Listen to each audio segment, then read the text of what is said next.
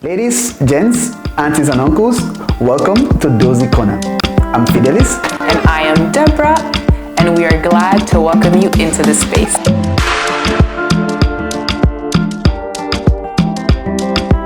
Ladies, gents, aunties and uncles, welcome to another episode of Dohzy Corner.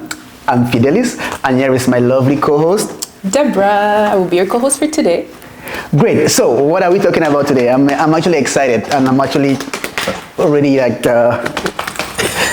moving my body. Anyways, we're going to be talking about to a certain rhythm. Exactly. So we're going to be talking about music, and what type of music we're going to be talking about. Afrobeats. So that's why I'm excited. Yeah. So Afrobeats. Maybe let's start from there. What is Afrobeats, and what is Afrobeats for this episode? So actually at this point there's no clear definition of Afrobeats, but in terms of history, Afrobeats is a very Nigerian thing. It's not Nigerian music. The word Afrobeat was created by this Nigerian artist. Is of late Fela Kuti. He's the one that really started the Afrobeat movement. So we've gone through two phases. There's Afrobeat by Fela Kuti back in the 60s, 70s. We have to check the date.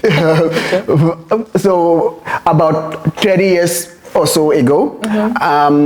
And there is Afrobeat. So the Afrobeat now, which is maybe what most people reference to today, really took off in the early 2000s. Again, most of this have the origins from Nigeria. In the 2000s, then you had guys like the twin brothers, the PSquare. You had Two-Face Idibia. You had that generation of young Nigerian artists that started pushing what is called today the Afrobeat. Okay.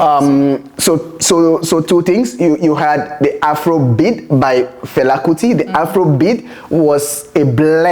So he went to the States, he went to America, and then he came back to Nigeria, and then he was able to blend jazz or say African music. So he blended jazz with traditional African music with the drums, and then that created the Afrobeat, and then that has evolved now to what we call the Afrobeat.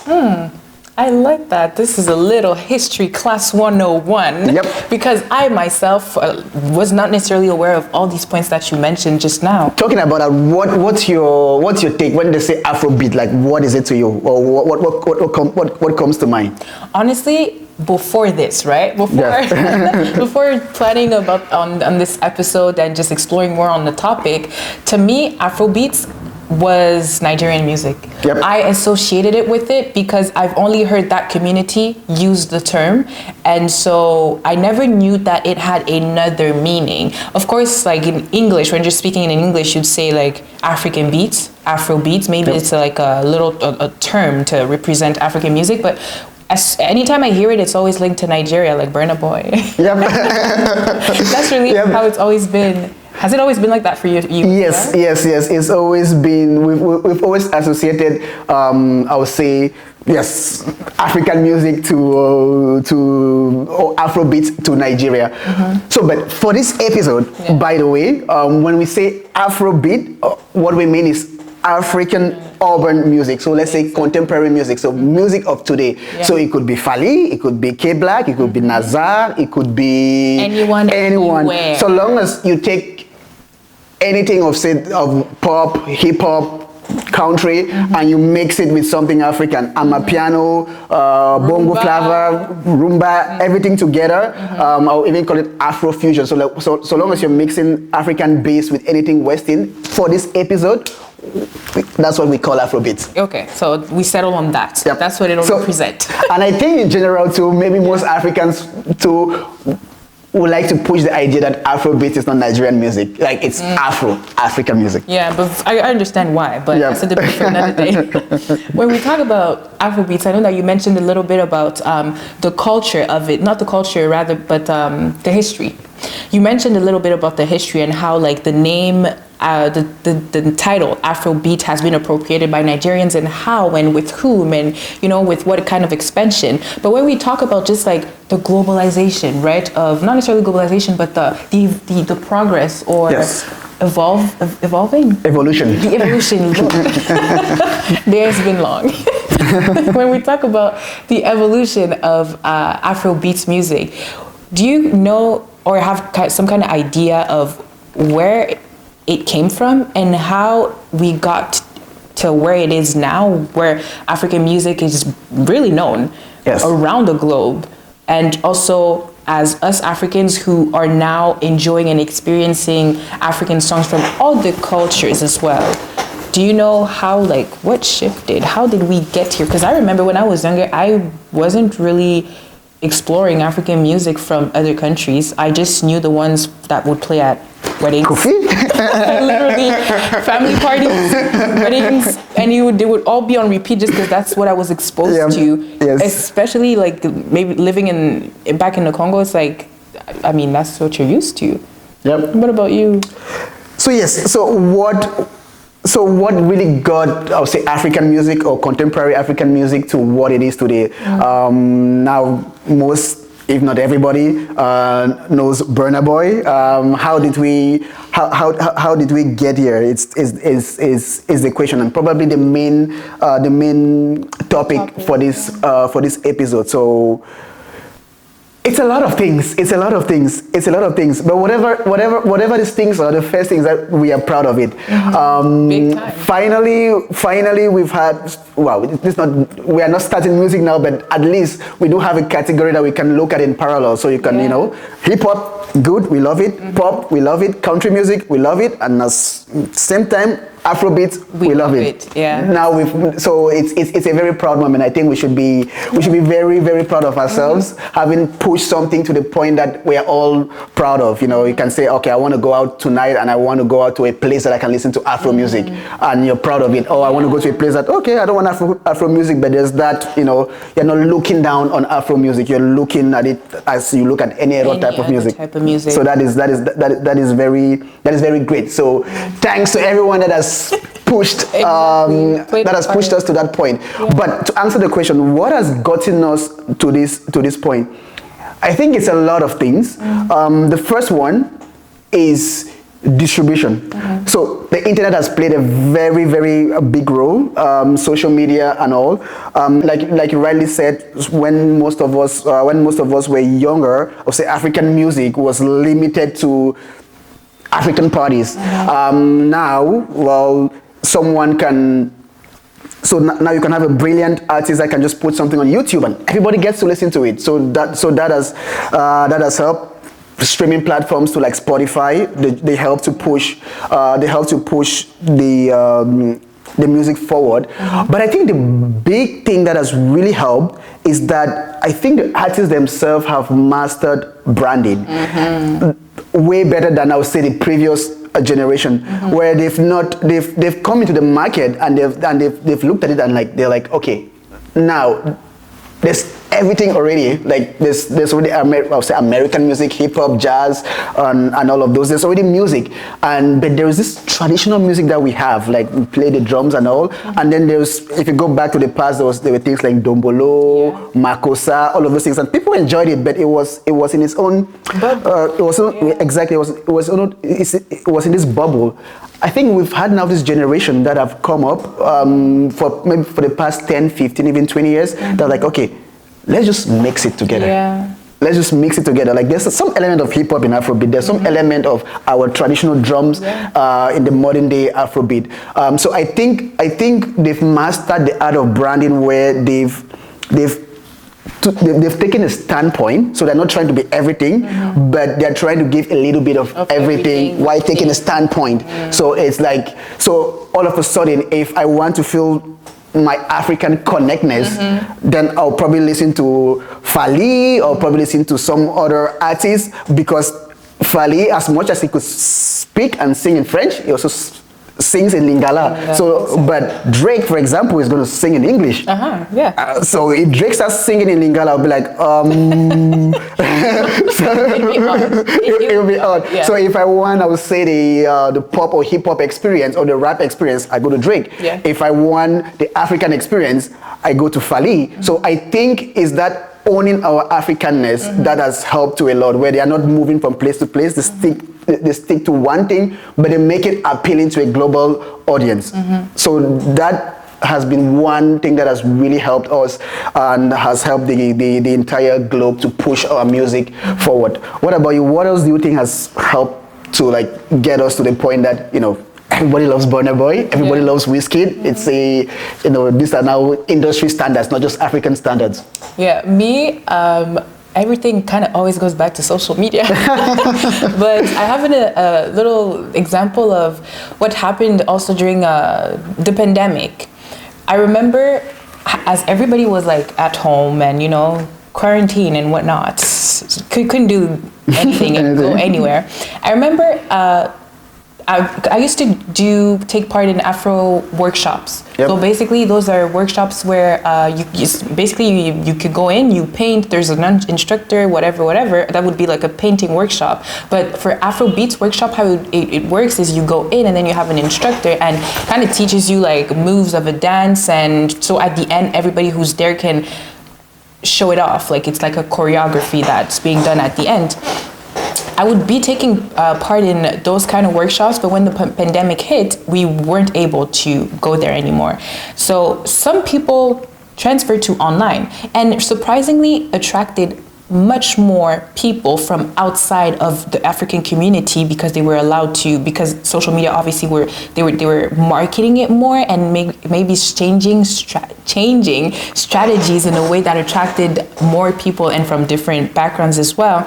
I remember there was this one challenge done. It was on the song, I think it was like, baby, calm down. Calm down, yep. I can't hear that song anymore because it's played way too many times. But there's this one dancer, he's from Montreal as well. I'll probably put it on the screen so you can take a look. But he made a choreography on this little part of the song, and it went viral. So many influencers, so many stars, actresses, name it, okay, singers, anything. They all jumped into it, and I was proud because, you know, we're from Montreal, so I just feel like a win is a win. Yep. like it's good to be winning at that scale and impacting at that scale and just promoting the African culture and African music to a global scale as well. I think social media played a huge part also in that spreading, right? Exposing what is Afrobeats, not only known as maybe like Nigerian music, but also like rumba and dombolo and all these different types of style that englobes what Afrobeats are. Yeah. Yep, that's a very good point. But I always like to look behind the scenes. So, like you said, social media distribution, which brings me to one big thing that I think has really pushed us to the next level: record labels. We've gotten to the point where we've had a lot of record labels, stable record labels back in Africa.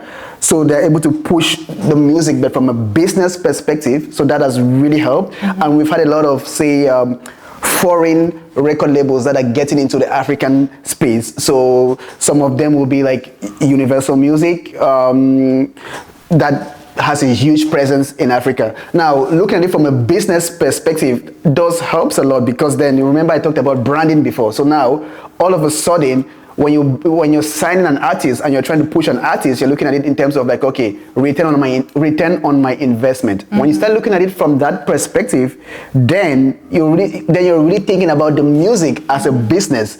So distribution, brand, how do I look? What do we sing? How do we get a market share? So like all of a sudden it becomes strategic. So that has really helped now to push artists to think in a different way. And it also helps in that, okay, if a record label can sign you and also maybe take care of you financially, that helps a lot for you to focus on the artistry, because it's really difficult to try to sing, record, market at the same time. Yeah. But if someone's like, okay, just sing, and I'll do the rest. just sing. Now, of course, they've had there's obviously challenges that are happening in the industry between the artists and the record labels, but I feel like just having that structure of like, okay, I'm going to sing, I'm going to focus on my artistry, and someone is like, okay, I'm going to make you put food on your table from your artistry. That really helps to push us forward. And also just the fact of having international labels go to Africa and try to get space in that market also helps the artist to look at the international market. So all of a sudden, an artist is looking at things in three different phases. Like, okay, so if I'm Nigerian or if I'm Congolese, so if I'm Cameroonian, whatever country, it's like, okay, how do I get my local market, right? So there's a strategy for that. It's almost like you want to grow a business, like you have to grow locally and you have to grow globally. Yeah. So you see them change their sound. If you take someone like Wizkid, Burna Boy, for example, it's not today that Burna Boy or Wizkid started singing, but the music they sing today is very different from the music they were singing 10 years ago. But though there's some closeness, there is a difference, but it's very strategic, right? There's a point, it's like, okay, I just need to get the Nigerian market, right? And then, and that's all part of, I think, these collaborations with the record labels, and also there's a strategic plan in place, so that helps them, they're able to move from step to step to step, and by the time they get to the global scale, well, they start winning the Grammys. Yeah. And everybody wins, right? So now we want to also be proud of like watching the Grammys and seeing our own artists winning it, and again, everybody wins. Yeah, I think that's a very good point, and you also made me think of another aspect that would have helped the growth and the expansion of what is Afrobeats, and also it's the videography maybe. Yep. Like you see that there's a big difference between maybe 20 years ago, how video used to be recorded. Yes. We often laugh at it in between our family, because we look at videos of back then, and it's like the special effects are crazy in those videos. Like you have the background, you can literally see that it's a green screen. And their movements are not really following, and whenever they move, you see what's behind. And it was just like, they tried, you know? They did try, and with the technology they had and the resources they had in hand. But nowadays, I've watched a lot of Burna Boy's videos, and I know that it's a green screen that's behind, but the way it's done, it's so well done, you wouldn't know. You wouldn't know. And I think it's the fact also, understanding that African music can compete with other genres as well. It allows maybe artists, I don't know, I'm not an artist, but maybe I think that it allows them to want to play big, invest more, whether it's in equipment, whether it's in quality, just to be able to, like, you know, play with the big boys, in quotation, simply because we were never really in the same rank, right? Yep. But because everything, whether it's the equipment, the record labels, everything that played into the growth of African music has allowed it to level up, get to a next level.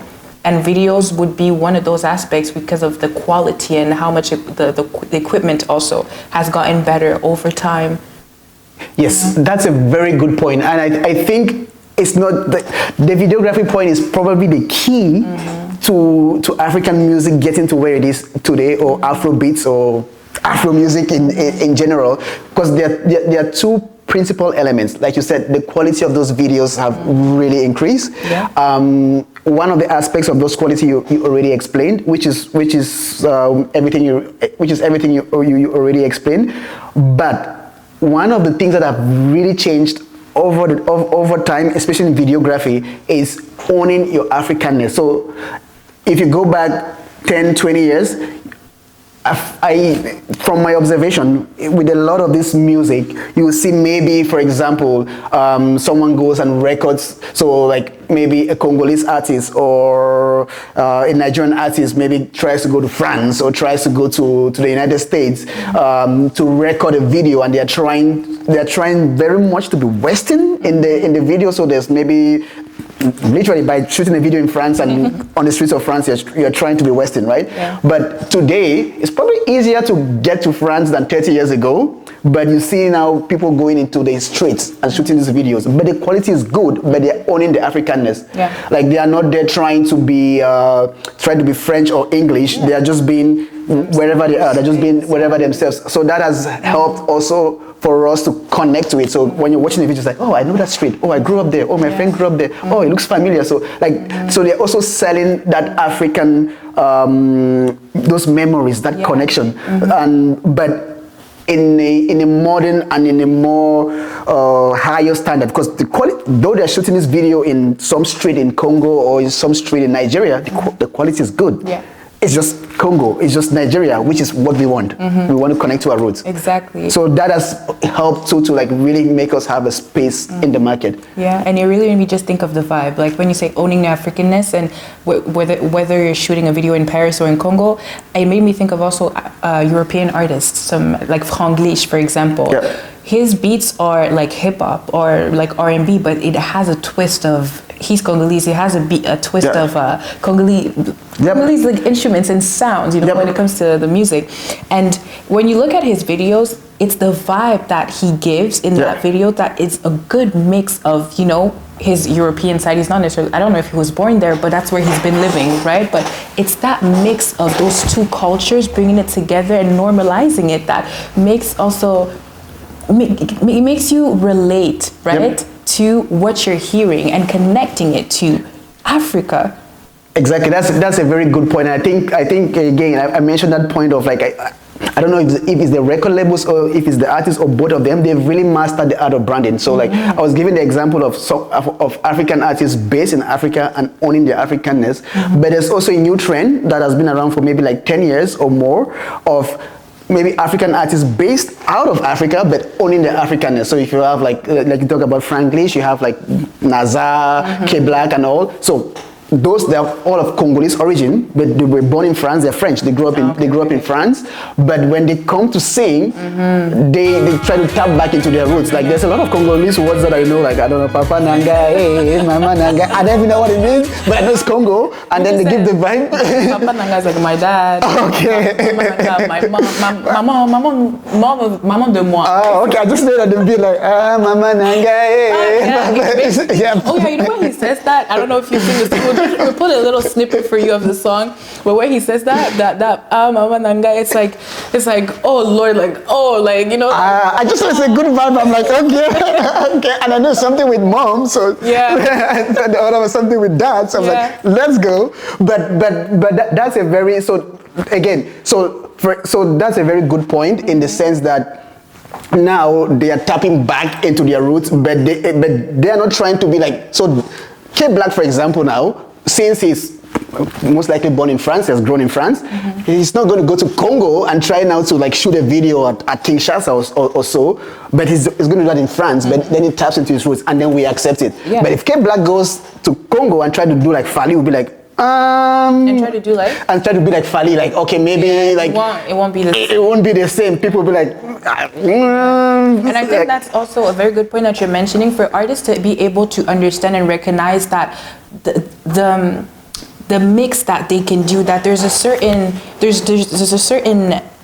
not level but space that has to be left for both parts, right? You can't, like Keblack for example, you can't mainly do just French music or like European music and expect maybe to your African audience to relate to it, but you can't also do like two Congolese, because the Congolese audience, first of all, they're not necessarily going to relate to you because you haven't necessarily been living there for a long time, or like what you express doesn't necessarily reflect their daily struggles and passions, etc. So it's for when artists are able to find that good balance between their new lifestyles living abroad in the West and also looking back into their roots, maybe what they've lived from experiences they've lived at home or people they know. I think that plays a big part as well. Exactly. The expansion. I think just owning you, literally. Basically, like owning you, So if I don't know, if you're born in France, you have Congolese parents, there's a part of you that's French and there's a part of you that's obviously Congolese.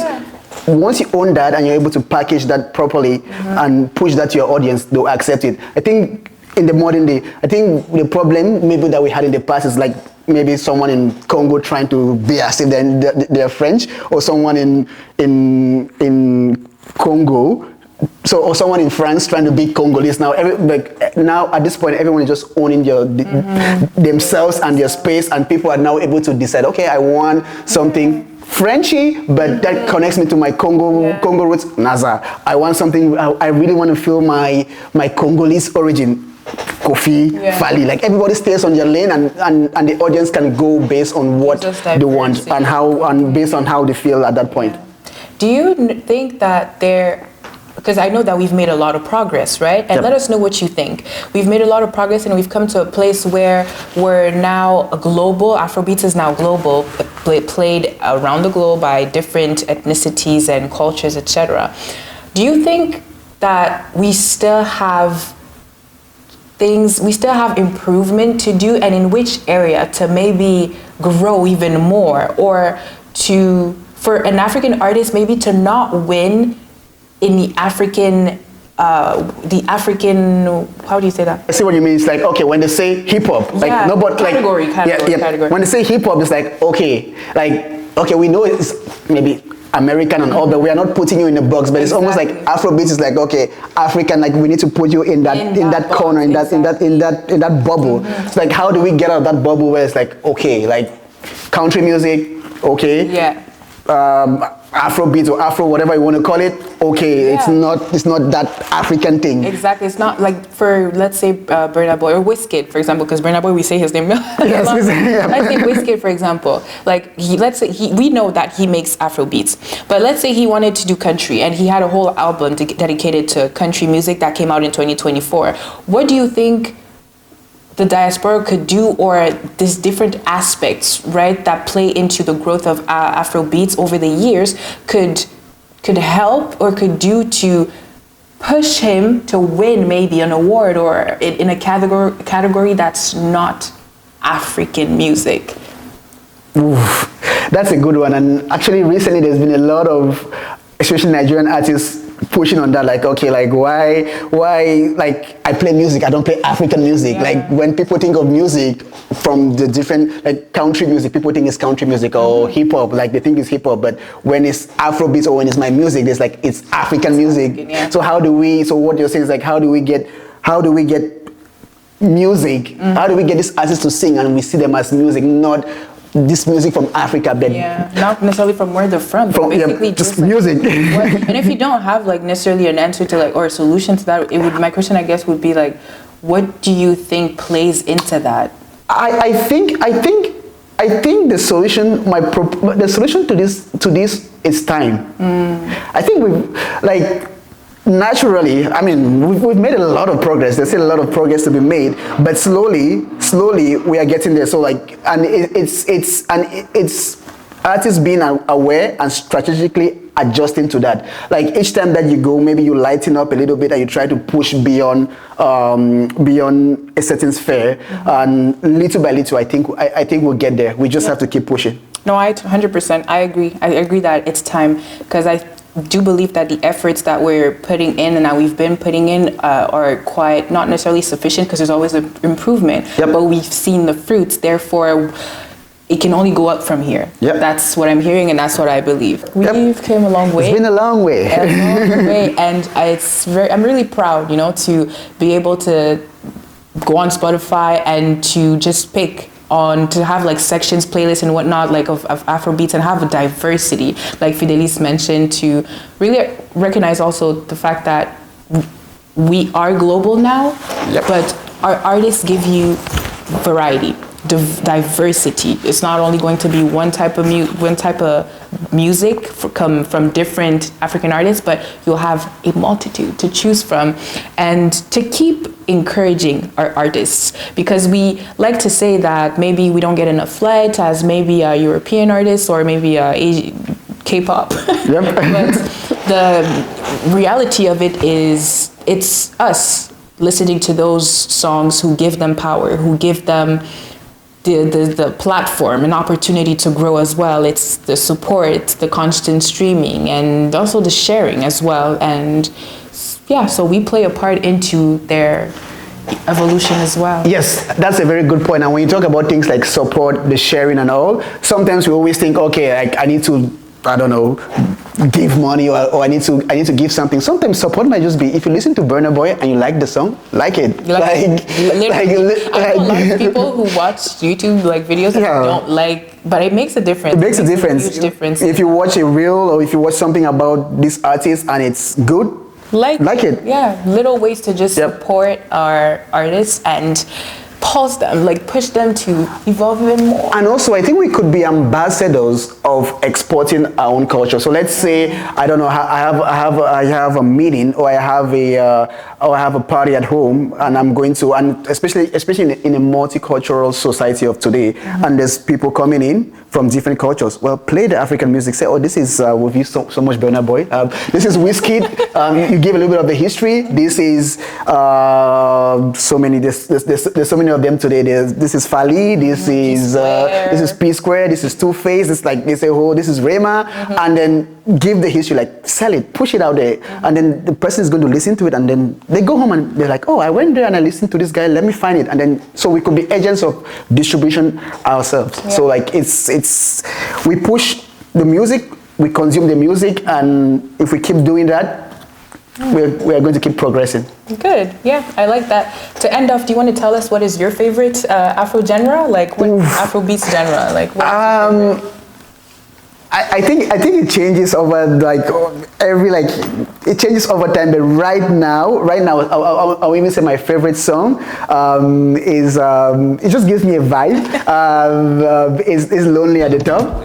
Lonely at the Top? Yeah, from it's a Nigerian artist, Washake. I'm not too sure I'm pronouncing his name well, but it's Lonely at the Top, lonely, lonely, lonely. Look for it. Okay, we'll put a little snippet. Money on my mind. Okay, so even went for a specific song. I don't really have a specific song. I don't know.